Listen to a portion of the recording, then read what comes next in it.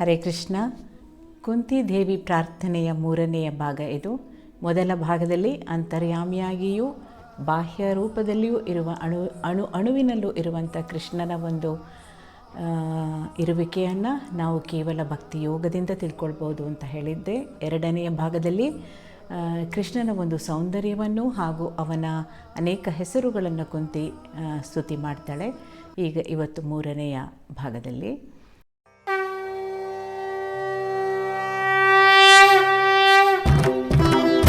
ಇಲ್ಲಿ ಕುಂತಿದೇವಿ ಹೇಳ್ತಾಳೆ, ಹೇ ಕೃಷ್ಣ, ನನ್ನ ಜೀವನದಲ್ಲಿ ನಾನು ಅನೇಕ ಸಂಕಷ್ಟಗಳನ್ನು, ದುಃಖಗಳನ್ನು, ಅವಮಾನಗಳನ್ನು ಸಹಿಸಿದ್ದೇನೆ.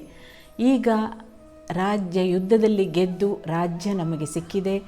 ಮಗ ಚಕ್ರಾಧಿಪತಿಯಾಗಿದ್ದಾನೆ. ಎಲ್ಲ ಐಶ್ವರ್ಯಗಳು ಈಗ ಅವರ ಬಳಿ ಇದೆ. ಆದರೂ ಕುಂತಿ ಭಗವಂತನನ್ನು ಈ ರೀತಿ ಪ್ರಾರ್ಥಿಸ್ತಾಳೆ.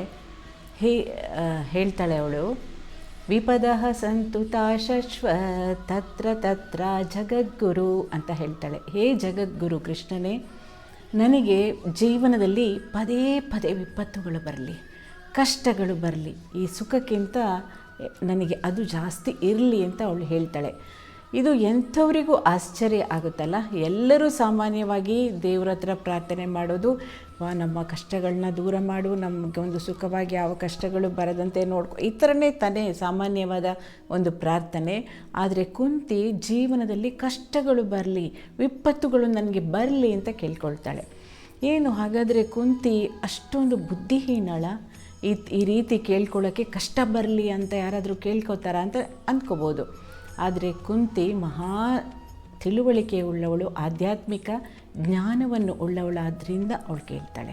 ಯಾಕೆಂದರೆ ನಮಗೆ ಕಷ್ಟಗಳು ಯಾವಾಗ ಬರುತ್ತೆ, ದುಃಖಗಳು ಯಾವಾಗ ಇರುತ್ತೆ, ನಾವು ಭಗವಂತನಿಗೆ ಹೆಚ್ಚು ಹತ್ತಿರವಾಗಿರ್ತೀವಿ.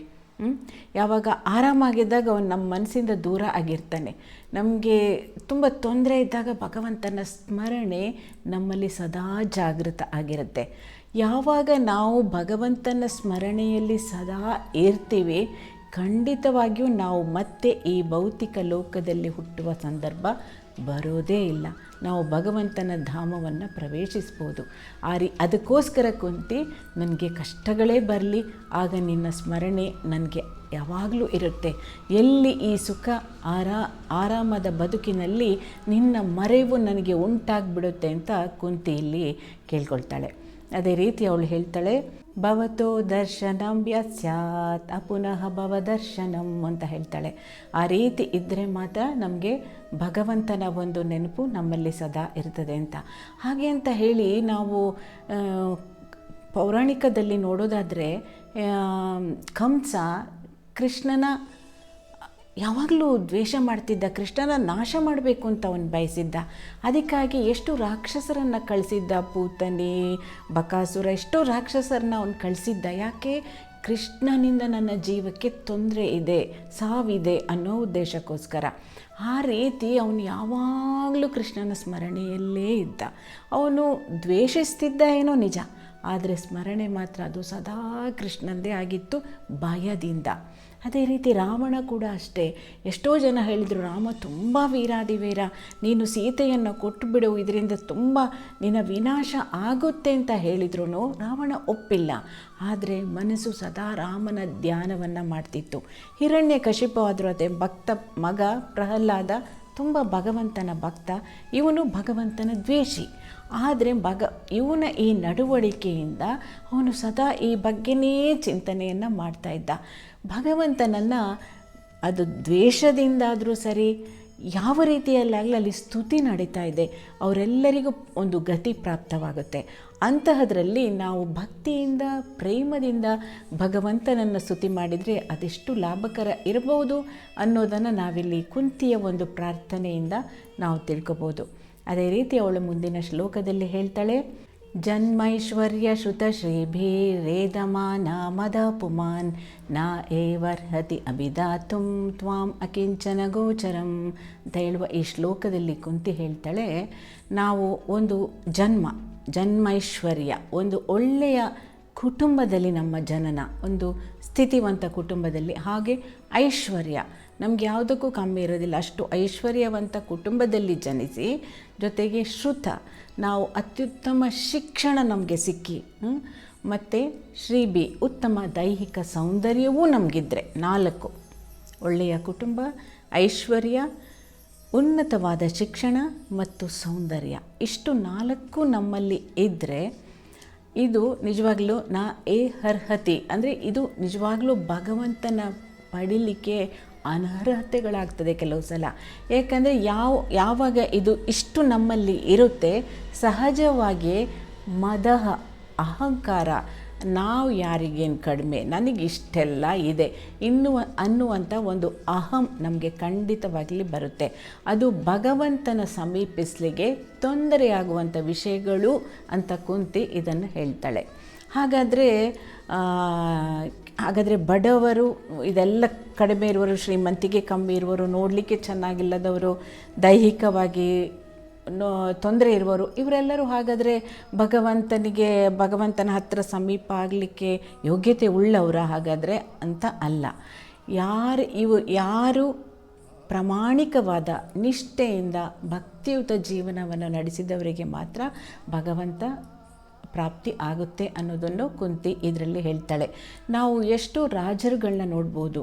ಹಿಂದೆ ಇದ್ದಂತಹ ಅಂಬರೀಷ್ ಮಹಾರಾಜ ಇರ್ಬೋದು, ಪ್ರಹ್ಲಾದ್ ಮಹಾರಾಜ್ ಇರ್ಬೋದು, ಧ್ರುವ ಮಹಾರಾಜ್ ಇರ್ಬೋದು, ಯುಧಿಷ್ಠಿರ ಇರ್ಬೋದು, ಇವರೆಲ್ಲ ದೊಡ್ಡ ದೊಡ್ಡ ಚಕ್ರಾಧಿಪತಿಗಳು. ಅವರಿಗೆ ಈ ಮೇಲೆ ಹೇಳಿದ ಎಲ್ಲ ಗುಣಗಳು ಇತ್ತು. ಅವರು ಅಷ್ಟು ಚೆನ್ನಾಗಿದ್ರು, ನೋಡಲಿಕ್ಕೆ ಉನ್ನತವಾದ ವಿದ್ಯೆ ಇತ್ತು, ಸಮಾಜದಲ್ಲಿ ಒಂದು ಸ್ಥಾನ, ಮಾನ, ಗೌರವ, ಹಿಂಬಾಲಕರು ಎಲ್ಲರೂ ಇದ್ದರು ಅವರಿಗೆ. ಆದರೆ ಅದೆಲ್ಲದರ ಮಧ್ಯೆ ಅವರು ಭಗವಂತನಿಗೆ ಹೆಚ್ಚಿನ ಪ್ರಾಧಾನ್ಯತೆಯನ್ನು ಮತ್ತು ಭಕ್ತಿಯುತ ಜೀವನವನ್ನು ಅವರು ನಡೆಸಿದರು. ಅಂತಸ್ತುಗಳು ಎಲ್ಲವೂ ಇದ್ದರೂ ಕೆಲವರು ಈ ರೀತಿ ಇರಲಿಕ್ಕೂ ಸಾಧ್ಯತೆ ಇದೆ. ಆದರೆ ಹೆಚ್ಚಾಗಿ ಇದು ತುಂಬ ಅನರ್ಹತೆಗಳಾಗುತ್ತೆ, ಅದು ನಮಗೆ ಅಹಂಕಾರವನ್ನು ತಂದುಕೊಡುತ್ತೆ ಅಂತ ಕುಂತಿ ಇಲ್ಲಿ ಹೇಳ್ತಾಳೆ. ಆದ್ದರಿಂದ ಇವೆಲ್ಲ ಈ ಪ್ರಾರ್ಥನೆಗಳಿಂದ ನಾವು ಏನು ತಿಳ್ಕೊಳ್ಬೋದು ಅಂತಂದರೆ, ಈ ಮನುಷ್ಯ ಜೀವನದಲ್ಲಿ ನಾವು ಒಂದು ಆಧ್ಯಾತ್ಮಿಕ ಪ್ರಪಂಚಕ್ಕೆ ಹೋಗಲಿಕ್ಕೆ ಸಿದ್ಧತೆಗಳನ್ನು ಮಾಡಿಕೊಳ್ಳಲೇಬೇಕಾಗತ್ತೆ. ಇದನ್ನು ಒಂದು ಕಥೆಯಲ್ಲ, ಆ ರೀತಿಯಲ್ಲಿ ವಿವರಿಸ್ತಾರೆ. ಒಬ್ಬ ವ್ಯಕ್ತಿ ಇರ್ತಾನೆ ಅಂತ ತಿಳ್ಕೊಳ್ಳಿ. ಅವನು ನೀರಿನಲ್ಲಿ ಹೋಗ್ತಾ ಇರ್ತಾನೆ, ಅವನ ದೋಣಿಗೆ ಏನೋ ತೊಂದರೆಯಾಗಿ ಅದು ಮುಳುಗೋಗುತ್ತೆ. ಇವನು ಈಜಿ ಯಾವುದೋ ಒಂದು ತೀರವನ್ನು ಅವನು ಸೇರ್ತಾನೆ. ಅದೊಂದು ದ್ವೀಪ ಥರ ಇರುತ್ತೆ. ಅಲ್ಲಿ ತುಂಬ ಜನ ನಿಂತಿರ್ತಾರೆ. ಇವನನ್ನು ಭಾಳ ಆದರದಿಂದ ಅವರು ಕರ್ಕೊಳ್ತಾರೆ. ಇವನಿಗೆ ತುಂಬ ಆಶ್ಚರ್ಯ ಆಗುತ್ತೆ, ಇದೇನು ಇಷ್ಟೊಂದು ತುಂಬ ದೊಡ್ಡ ಸತ್ಕಾರವನ್ನು ಮಾಡಿ ಕರ್ಕೊಂಡು ಹೋಗ್ತಿದ್ದಾರೆ ಅಂತ ಒಂದು ಸ್ವಲ್ಪ ಆಶ್ಚರ್ಯಪಡ್ತಾನೆ. ಅವನನ್ನು ಅಲ್ಲಿ ಅರಮನೆಗೆ ಕರ್ಕೊಂಡು ಹೋಗ್ತಾರೆ. ಅರಮನೆಗೆ ಕರ್ಕೊಂಡೋಗಿ ಅವನಿಗೆ ಒಳ್ಳೆಯ ಆತಿಥ್ಯವನ್ನು ನೀಡಿ ಮಾರನೇ ದಿನ ಅವನನ್ನು ರಾಜನನ್ನಾಗಿ ಮಾಡ್ತಾರೆ ಆ ಪ್ರಾಂತ್ಯಕ್ಕೆ. ಅವನಿಗಿದು ಬಹಳ ದೊಡ್ಡ ಆಶ್ಚರ್ಯ ಆಗುತ್ತೆ. ಆಮೇಲೆ ಸ್ವಲ್ಪ ದಿನಗಳಾದ ಮೇಲೆ ಅವನಿಗೆ ಒಂದು ರಾಜಕುಮಾರಿಯ ಜೊತೆ ವಿವಾಹ ಆಗತ್ತೆ. ಅವನು ಇಲ್ಲಿ ಕಳ್ಕೊಂಡಿದ್ದಕ್ಕಿಂತ ಹೆಚ್ಚು ಇಲ್ಲಿ ಸಿಕ್ಬಿಟ್ಟಿದೆ ಅವನಿಗೆ. ಇಲ್ಲಿ ಬಂದ ಮೇಲೆ ಅವನಿಗೆ ಭಾಳ ಸಂತೋಷ ಆಗುತ್ತೆ, ಈ ಥರನೂ ಒಂದು ಅದೃಷ್ಟ ನನಗೆ ಒದಗಿ ಬಂತಲ್ಲ ಅಂತ. ಆಗ ಅವನು ಕೇಳ್ತಾನೆ ಅವನ ಮಂತ್ರಿನ, ಅದು ಹೇಗೆ ನೀವು ನನ್ನನ್ನು ರಾಜನನ್ನಾಗಿ ಇಲ್ಲಿ ಮಾಡಿದ್ರಿ ಅಂತ. ಆಗ ಮಂತ್ರಿ ಹೇಳ್ತಾನೆ, ಇಲ್ಲಿದು ಒಂದು ಪದ್ಧತಿ ಏನಂದರೆ, ಯಾರೂ ಇಲ್ಲಿ ವಂಶಪಾರಂಪರ್ಯ ರಾಜ ಅಂತ ಏನೂ ಇಲ್ಲ. ಯಾರಾದರೂ ನಮಗೆ ವರ್ಷದಲ್ಲಿ ಒಂದು ಸಲ ಈ ರೀತಿ ಯಾರಾದರೂ ನಮಗೆ ಸಿಗ್ತಾರೆ, ಅವ್ರನ್ನ ನಾವು ರಾಜನನ್ನಾಗಿ ಮಾಡೋದು. ಆಮೇಲೆ ಒಂದೇ ಒಂದು ವರ್ಷ ಆಮೇಲೆ ನಾವು ಅವನನ್ನು ಕರ್ಕೊಂಡೋಗಿ ದೂರದಲ್ಲಿ ಒಂದು ಜಾಗನ ತೋರಿಸ್ತಾರೆ. ಅದು ತುಂಬ ಕ್ರೂರ ಪ್ರಾಣಿಗಳು ಎಲ್ಲ ಇರುವಂಥ ಒಂದು ಜಾಗ. ಅಲ್ಲಿ ನಾವು ಕರ್ಕೊಂಡೋಗಿ ಬಿಟ್ಬಿಡ್ತೀವಿ. ಒಂದೇ ವರ್ಷದ ಅವಧಿ ಅವನಿಗೆ ಇಲ್ಲಿ ರಾಜನಾಗಿರೋಕ್ಕೆ ಅಂತ. ಅದನ್ನು ಕೇಳಿ ಇವನಿಗೆ ತುಂಬ ಗಾಬರಿ ಆಗಿಬಿಡುತ್ತೆ. ಇಷ್ಟೆಲ್ಲ ಸಿಕ್ಕಿದ್ರೂ ಮುಂದೆ ಈ ಥರದೊಂದು ಇದೆಯಲ್ಲಪ್ಪ ಅಂತ ಅವನಿಗೆ ತುಂಬ ಭಯ ಆಗುತ್ತೆ. ಅವನು ತುಂಬ ಯೋಚನೆ ಮಾಡ್ತಾನೆ, ನಾನೀಗ ಏನು ಮಾಡಬೇಕು ಅಂತ ಯೋಚನೆ ಮಾಡಿ ಅವನು ನಿಧಾನಕ್ಕೆ ಅವನನ್ನಲ್ಲಿ ಬಿಟ್ಟು ಬರ್ತಾರೆ. ಒಂದು ವರ್ಷದ ನಂತರ ಅಂತ ಇತ್ತಲ್ಲ, ಆ ಜಾಗವನ್ನು ಅಭಿವೃದ್ಧಿಗೊಳಿಸೋಕ್ಕೆ ಶುರು ಮಾಡ್ತಾನೆ. ಹೇಗೂ ಅವನ ಹತ್ರ ಬೇಕಾದಷ್ಟು ಸಂಪತ್ತಿರುತ್ತೆ, ಅಧಿಕಾರ ಇದೆ, ಆಳು ಕಾಳುಗಳು ಎಲ್ಲರೂ ಇರ್ತಾರಲ್ಲ. ಅಲ್ಲಿಗೆ ಅವನು ರಸ್ತೆಯ ವ್ಯವಸ್ಥೆಯನ್ನು ಮಾಡ್ತಾನೆ. ಅಲ್ಲಿ ನಿಧಾನವಾಗಿ ಮನೆಗಳು, ಎಲ್ಲ ಹೂತೋಟಗಳು ಎಲ್ಲವನ್ನು ಅವನು ಒಂದು ಊರನ್ನ ಹೇಗೆ ಮಾಡ್ಬೋದು ಆ ರೀತಿಯಲ್ಲಿ ಅವನು ನಿಧಾನವಾಗಿ ಅಭಿವೃದ್ಧಿಗೊಳಿಸೋಕ್ಕೆ ಹೋಗ್ತಾನೆ. ಆದಮೇಲೆ ಆಗ್ತಾ ಆಗ್ತಾ ಆಗ್ತಾ ಅದೊಂದು ಸಣ್ಣ ಊರು ಥರನೇ ನಿರ್ಮಾಣ ಆಗುತ್ತೆ. ಆಮೇಲೆ ಎಲ್ಲ ವೈಭವಗಳು ಅಲ್ಲೇ ರೀ. ಇವನಿಗೊಂದು ಅರಮನೆನೂ ನಿರ್ಮಾಣ ಮಾಡ್ಕೊಂಡ್ಬಿಡ್ತಾನೆ, ಎಲ್ಲ ವ್ಯವಸ್ಥೆಗಳಾಗಿದೆ. ಇವನಿಗೆ 1 ವರ್ಷದ ಅವಧಿಯನ್ನು ಮುಗಿದ ನಂತರ ಇವ್ರು ಕಳಿಸೋ ಮೊದಲೇ ಅವನೇ ಹೋಗಿಬಿಡ್ತಾನೆ. ಇದಕ್ಕಿಂತ ಆ ಊರೇ ತುಂಬ ಚೆನ್ನಾಗಿದೆ ಅಂದ್ಕೊಂಡು ತುಂಬ ಜನರು ಅಲ್ಲಿ ಹೋಗ್ತಾರೆ. ಇದು ಅವನು ಇಲ್ಲಿ ಇದ್ದಾಗಲೇ ಮಾಡಿಕೊಂಡ ಒಂದು ಸಿದ್ಧತೆ. ಹಾಗೆ ನಮ್ಮ ಮನುಷ್ಯ ಜೀವನದಲ್ಲಿ ಕೂಡ ನಮ್ಮ ಸಾವು ಎಲ್ಲರಿಗೂ ನಿಶ್ಚಿತ. ಸಾವಿನ ನಂತರದ ಒಂದು ಜೀವನವನ್ನು ಅಥವಾ ಮರಳಿ ಭಗವಂತನೆಡೆಗೆ ಹೋಗುವಂಥ ವ್ಯವಸ್ಥೆಯನ್ನು ನಾವು ಈ ಜನ್ಮದಲ್ಲೇ ನಾವು ಮಾಡ್ಕೊಳ್ಬೋದು. ಅದಕ್ಕೆ ಏನು ಬೇಕಾದ ವ್ಯವಸ್ಥೆಗಳು ಏನೇನು ಇದೆ ಅಂತ ಈ ಆಧ್ಯಾತ್ಮಿಕ ಲೋಕದಲ್ಲಿ ಪ್ರತಿಯೊಂದಕ್ಕೂ ಉತ್ತರಗಳಿದೆ. ಅದನ್ನು ನಾವು ಜೀವನದಲ್ಲಿ ಅಳವಡಿಸಿಕೊಳ್ಳುತ್ತಾ ನಮ್ಮ ಮುಂದಿನ ಜೀವನವನ್ನು, ಮುಂದಿನ ಜನ್ಮವನ್ನು ಸುಧಾರಿಸಿಕೊಳ್ಳೋದು ನಮ್ಮ ಕೈಯಲ್ಲೇ ಇದೆ ಅಂತ ಈ ಕಥೆಯ ಮೂಲಕ ಸ್ಪಷ್ಟವಾಗುತ್ತೆ. ಕುಂತಿ ಕೂಡ ಈ ಕಾರಣಕ್ಕಾಗಿಯೇ ಅವಳು ಭಗವಂತನ ಒಂದು ಸ್ಮರಣೆ ಸದಾ ನನ್ನಲ್ಲಿ ಜಾಗೃತ ಆಗಿರಲಿ ಅಂತ ಹೇಳ್ತಾಳೆ. ಯಾಕಂದರೆ ಮತ್ತೆ ಆ ವ್ಯಕ್ತಿಗೆ ಹುಟ್ಟು ಇರೋದಿಲ್ಲ.